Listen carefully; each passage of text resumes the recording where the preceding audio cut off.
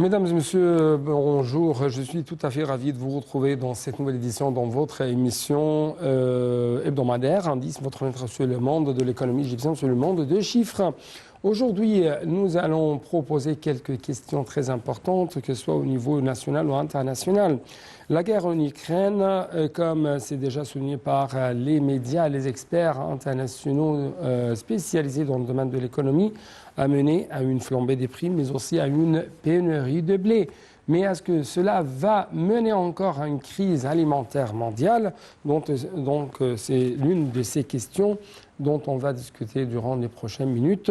Mais aussi au niveau national, on trouve que le gouvernement essaye de déployer des efforts tout à fait intensifs, tout à fait assidus, afin d'absorber le choc inflationniste, mais aussi afin d'alléger les fardeaux de ces prix en flammes au niveau du marché égyptien, pour que les citoyens égyptiens arrivent à une sorte de satisfaction. Donc, beaucoup de questions on va proposer durant les prochaines minutes à travers les analyses de notre invité qui se trouve actuellement en ligne de l'Inter international, M. Moustapha Tamem, expert en économie, mais aussi c'était l'un des experts du Fonds monétaire international. Monsieur Moustapha Tamem, vous êtes toujours le bienvenu. Merci beaucoup pour nous rejoindre à travers la ligne de l'Inter international. Merci à vous. Merci, monsieur. Les balles et les bombes peuvent amener la crise alimentaire mondiale à des niveaux jamais vus auparavant. C'est ce qu'a déclaré, c'est ce qu'a alerté en fait récemment David Beasley, c'est le directeur général du Programme alimentaire mondial qui représente une de l'agence de l'ONU. Selon lui, le conflit en Ukraine pourrait avoir des conséquences sur le prix du blé, des carburants et autres matières premières en Europe et dans les pays en développement. Donc, tout d'abord, au niveau international, comment vous avez vu les retombées, les impacts négatifs de cette guerre sur le niveau de marché, sur les niveaux même de la sécurité alimentaire dans le monde? Certainement, cette guerre, elle a fait beaucoup de facteurs négatifs, pas seulement au Moyen-Orient, au monde entier. Ouais. Premièrement, on a élevé les prix des produits pétroliers. Et ça, certainement, ça a un effet négatif, un très grand effet négatif sur l'économie mondiale. Ouais. Numéro 2, certainement, on a la nourriture. On a des produits qui sont très essentiels, comme ces produits-là, on en prend beaucoup des citoyens de la classe normale, pas la classe riche, on consomme ces produits-là. Ces produits-là, malheureusement, ont été produits en Ukraine et en Russie. Ouais. Certainement, certainement, le transport a été effectué négativement aussi entre les pays, entre l'Ukraine, la Russie et le monde entier. Tous ces problèmes-là, on a donné un impact négatif sur les prix. Certainement, les prix ont été élevés dans beaucoup des pays. Et si vous allez dans beaucoup de pays aussi au monde entier, vous allez trouver que beaucoup des citoyens sont allés au magasin pour acheter ces produits-là. Ouais. Et maintenant, les magasins sont vides. Il n'y a pas de produits. Vous parlez du niveau toujours international ou mondial? Maintenant, je vais parler en Égypte. Qu'est-ce qu'on a fait ici en Égypte? Oui, ça sera l'une des questions. Mais tout d'abord, presque après 2 semaines de cette guerre en Ukraine, on trouve que le Premier ministre égyptien Monsieur Moustapha Madbouli a montré comment l'État égyptien, le gouvernement égyptien, essaie toujours, comme d'habitude, dans diverses crises et défis, de suivre l'approche de transparence et d'ouverture avec le peuple égyptien afin de clarifier les faits devant les citoyens égyptiens et afin que la main dans la main, le peuple égyptien et les différentes instances du gouvernement et même le secteur privé peuvent ou puissent plutôt surmonter ensemble ces défis. Monsieur le Premier ministre a rappelé même que c'était une approche qui s'est poursuivie depuis la crise de la pandémie du coronavirus, car l'État égyptien a prouvé que sa capacité à résister, à surmonter cette grande crise. Et donc, ma question ici porte premièrement sur cette politique de transparence suivie par le gouvernement égyptien dans toutes les crises qui entravent toujours l'économie égyptienne. Oui, ça c'est un point très très important que vous avez dit maintenant. Certainement, l'Égypte, au contraire de beaucoup de pays, on a fait un plan stratégique pour avoir les produits qui sont essentiels pour la majorité des citoyens égyptiens. Et c'est pour ça qu'on a fait un plan qu'on a une réserve de ces produits-là en minimum, comme c'était écrit au journal, qu'on a une réserve pour 8 mois en avance. Et ça va nous donner un pouvoir pour on pas passer cette crise-là et les citoyens, la majorité des citoyens égyptiens qui sont de la classe, milieu classe, bon, on ne va pas souffrir de ce problème-là. Mais moi, je vais dire quelque chose de très, très important aussi, que les citoyens, on doit avoir une coopération entre les citoyens égyptiens et entre le gouvernement. Comme vous savez, il y a beaucoup de gens qui achètent beaucoup des produits et après, spécifiquement en Ramadan. Et certainement, de ce côté-là, ce qui arrive, que beaucoup de ces produits-là, c'est peu au déjeuner ou peut-être au dîner, beaucoup de ces produits-là, on n'utilise pas, on ne consomme pas tout ça, et beaucoup est jeté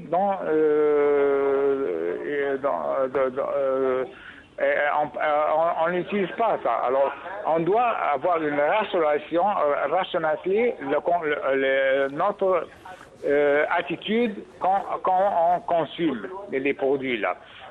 On doit faire très attention quand on n'a pas des problèmes avec jeter de manger qu'on n'a pas besoin et tout ça, parce que ça nous donne un effort plus au gouvernement pour avoir toutes ces choses-là. Alors c'est très donc il y a, d'après vous, il y a une sorte de responsabilité mutuelle entre le gouvernement et les citoyens. Et c'est une responsabilité double responsabilité entre le gouvernement et les citoyens. Ouais. C'est très très important pour rationaliser l'usage de ces produits-là. Oui. D'après vous, en Ramadan, vous savez, on exagère, on fait beaucoup de manger, et beaucoup de manger, ça reste, et on le jette après à la fin. Donc, il y a toujours des messages de la part du gouvernement de ne pas stocker les denrées, parce Exactement. que, c'est l'un des messages. Oui. Ouais. Ça, c'est très, très important. Oui. Deuxièmement, rationaliser la consommation. Exactement. Oui. Troisièmement, c'est toujours, il y a des efforts au niveau de marché afin de lutter contre le monopole dans au niveau des marchés, au niveau des denrées alimentaires, n'est-ce pas? Exactement. Oui. Oui, je vous écoute. C'est très important. Et certainement, on doit avoir une coopération entre les citoyens et le gouvernement pour élever la monopolie. Ça, c'est très, très important. Pour élever la monopolie des produits. Oui, Si et le monopole, pour éliminer le monopole au niveau de marché. On ne peut pas éliminer, on peut réduire. Réduire, oui. Oui. Autre chose, il y a toujours des campagnes au niveau de marché afin de lutter contre, si je peux dire, la manipulation des prix des produits alimentaires. Exactement. Oui, donc comment vous trouvez l'importance de telle attitude? Oui, Je vous écoute, monsieur. Mais la ligne n'est pas claire, je ne peux pas vous entendre très bien. Oui, encore une fois, il y a toujours des... Il y a un problème avec vous, donc. Oui, est-ce que vous m'entendez bien actuellement? Je ne peux pas vous entendre. Oui, donc je vais essayer de répéter ma question. Il y a toujours au niveau des marchés des campagnes pour lutter contre toute manipulation de la part des, de la part des commerçants afin si je peux dire, de rendre les prix équitables, de rendre les prix réduits, d'empêcher toute falsification ou toute manipulation même de la part de commerçants au niveau des prix alimentaires. Comment vous avez vu l'efficacité de ça au niveau du marché? Moi, je pense que nous sommes dans la stratégie qui est très très bien. Et moi, je pense que le gouvernement fait beaucoup d'efforts pour stabiliser ce point-là. C'est très très important.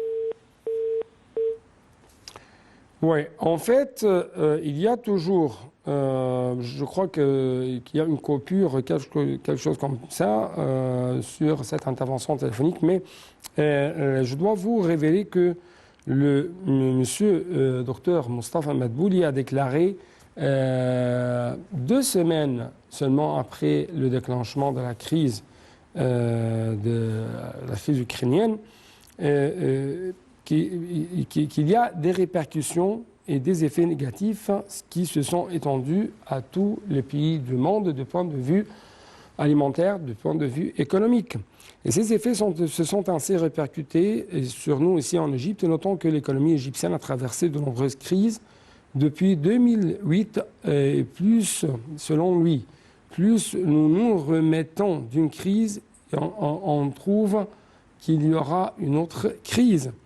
Bien que nous étions sur le point de nous remettre de la crise du coronavirus et de la crise de l'inflation qui l'a suivi et de la perturbation des chaînes d'approvisionnement, on trouve que les marchés ont connu de graves turbulences et une hausse des prix des matières premières mondiales en raison de cette inflation. D'autre part, M.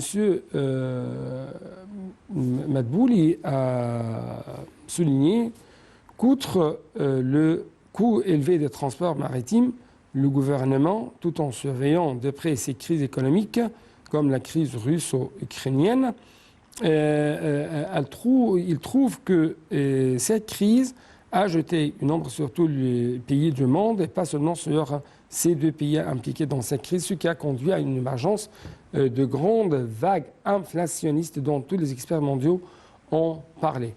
Nous voulons bien sûr proposer quelques questions en ce qui concerne cette vague inflationniste ou ces vagues inflationnistes et comment le gouvernement a pu traiter avec elles. Est-ce que nous avons actuellement docteur Moustapha Tamem ou pas encore?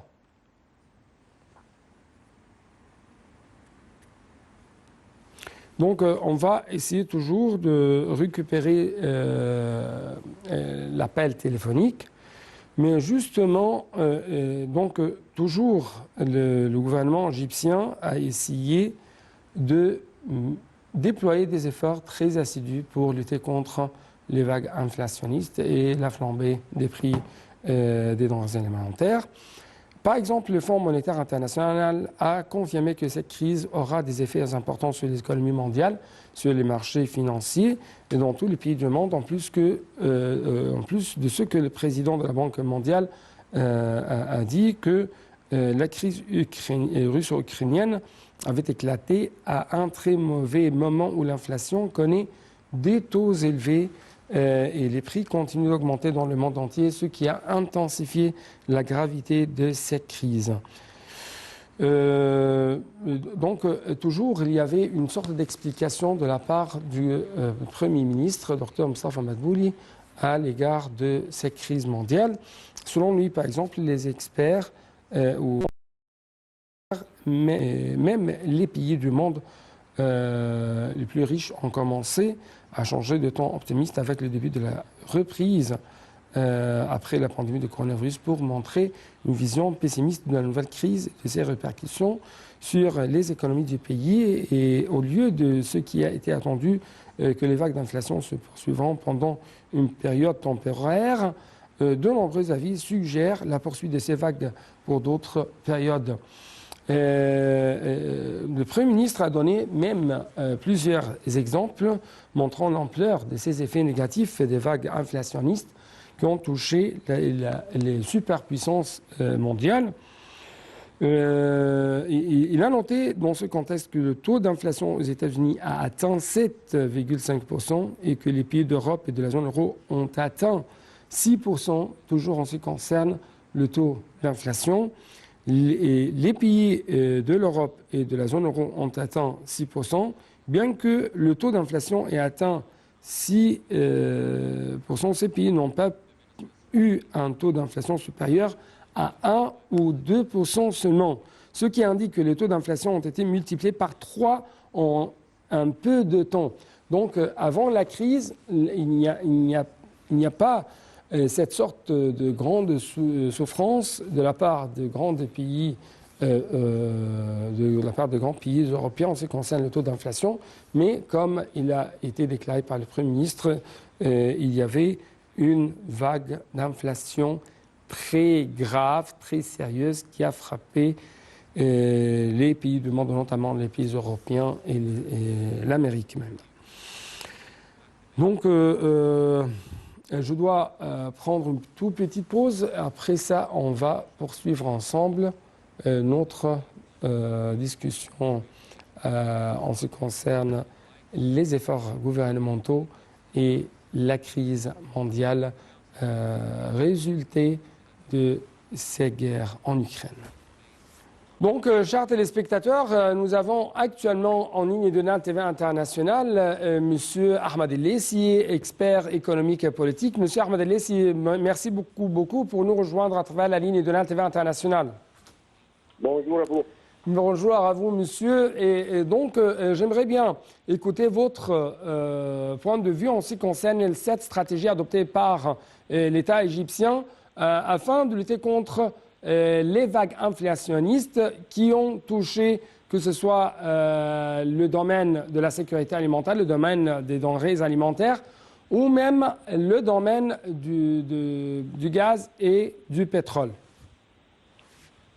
Pour commencer avec, je pense qu'aucun gouvernement, et l'Égyptien inclus, est dans un bon état ces jours-ci. Malheureusement, ce qui est en train de se passer maintenant un peu partout dans le monde, à cause de la guerre entre l'Ukraine et la Russie, il y a, on peut dire, une crise mondiale, si vous voulez.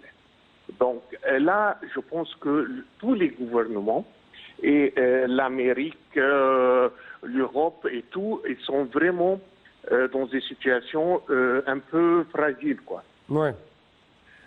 Là, je pense que le gouvernement égyptien a pris plusieurs pas. Il y en a des pas qui sont tacticales et il y a d'autres pas qui sont un peu de nature plus stratégique qui aident bien à mitiguer la situation présente. Donc, si on voit par exemple une des concerns qui sont les plus importantes, c'est le défi avoir le blé surtout, qui est malheureusement les deux pays qui représentent presque 90% de l'importation de l'Égypte du blé, ils sont en guerre. Et là, on a une situation qui est très bizarre. Donc, ce qui est en train de se passer, c'est que l'Égypte, sur le niveau tactical, ce qui le pays a bien fait, a bien géré, c'est d'avoir mis un stock stratégique qui dure jusqu'à la fin de l'année, en espérant que cette guerre ne va pas rester jusqu'à la fin de l'année.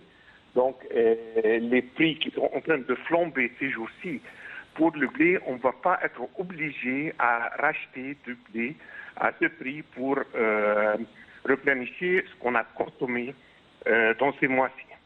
Là, c'est de la côté tactical, si vous voulez. Ouais. De l'autre côté, sur le niveau stratégique, on voit que le président est en train de pousser le gouvernement, et notamment le domaine d'agriculture, pour augmenter la surface du blé, la surface agriculture du blé. Et la stratégie ici, ça peut prendre plusieurs années, mais en fin de compte, le pensée derrière ça et la logique que on doit être autonome, on doit être self-suffisant quand ça vient des produits qui sont de nature stratégique pour la sécurité alimentaire du pays. Ouais. Et même si ça va nous coûter un peu plus, si par exemple le blé qu'on agricole à Tosca, par exemple, est un peu plus cher qu'on est en train d'importer, ça vaut la peine, ça vaut l'augmentation de prix pour qu'on sécurise l'availabilité d'un produit assez stratégique pour les Égyptiens. Ouais. Même si ça coûte un peu plus, mais au moins on est sûr de toujours l'avoir. Et là, par exemple, ce qui est en train de se passer, on a fait un super bon travail pour garder des relations diplomatiques qui sont très très bien avec tout le monde. Mais malheureusement, deux pays se sont tombés en guerre et seulement Dieu sait quand est-ce que ça va se résoudre. Ouais. Mais monsieur Ahmed Elessi, il y avait toujours une sorte d'une politique adoptée presque depuis 2014, c'est la diversification des sources d'importation, notamment du blé. Autre chose, c'est la politique adoptée par le gouvernement aussi, visant à avoir d'énormes réserves stratégiques pour les denrées alimentaires de base, pour les denrées alimentaires très stratégiques et très utilisées par le peuple égyptien. À quel point vous trouvez que de telles politiques ont pu, jusqu'à maintenant, réduire les risques d'arriver à une crise alimentaire ici en Égypte? Je pense que c'est à 100% pour répondre à votre question, parce que imaginez-vous si on n'avait pas ce stock stratégique, dans quel cas on aurait été aujourd'hui. Malheureusement, quelque chose comme le blé, c'est pas quelque chose qu'on peut importer n'importe qui ou n'importe où, parce que tout simplement, il y a des pays qui n'ont pas de blé ou qui n'ont pas une production de blé excessive où ils peuvent faire de l'exportation. Donc là, les deux pays, que ça tombe mal, qu'ils se sont tombés en guerre ensemble.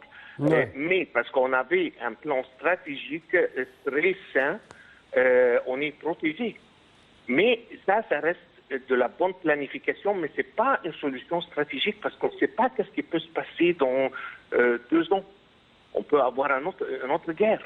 On peut avoir un découpage dont peut-être on a le produit, mais il est là-bas en Russie, on ne peut pas l'apporter en Égypte pour n'importe quelle raison qui peut nous sauter dans le transport ou ce qu'on appelle le supply chain, le chaîne d'alimentation. Donc, stratégiquement, la fin du jeu, on doit finir par produire nos besoins. On doit être autonome. Ouais. Okay? Le gouvernement, c'est pas facile. Ouais, le gouvernement égyptien a pris en considération le côté social. Absolument.